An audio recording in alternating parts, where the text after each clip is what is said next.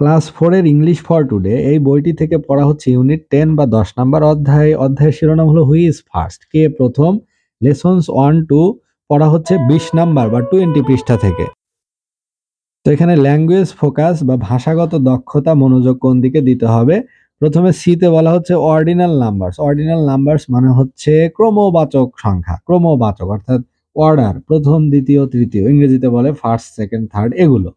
যেমন cardinal number গণনাবাচক সংখ্যা কত? কার্ডিনাল হলো গণনাবাচক, কাউন্টেবল নাম্বার। যেমন ওয়ান, আমরা বলি না 1 2 3 1 2 3 4, এগুলো হলো কার্ডিনাল নাম্বার।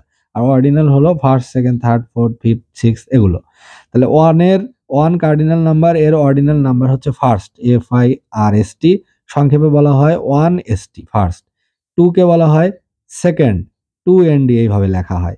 3 কে বলা হয় অর্ডিনাল নাম্বারে থার্ড অর্থাৎ তৃতীয় হয়েছে, ইংরেজিতে লেখে 3RD।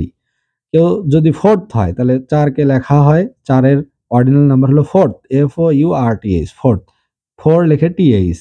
কেউ যদি ফিফথ হয় তাহলে FIFTH 5TH।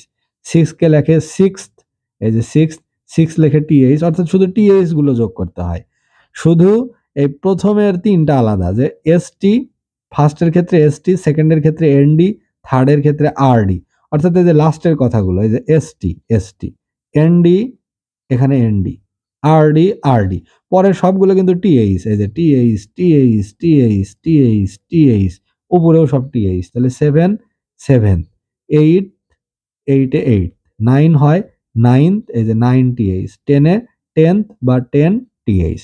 তাহলে এইভাবে কার্ডিনাল এবং অর্ডিনাল নাম্বার লিখতে হয়। অর্ডিনাল মানে অর্ডার বাচক বা ক্রমবাচক, যেটা ধারাবাহিকতা, প্রথম দ্বিতীয় তৃতীয়, তো সবগুলো শেষে সাধারণত TH বসে, আর প্রথমে ফার্স্ট সেকেন্ড থার্ড বসে।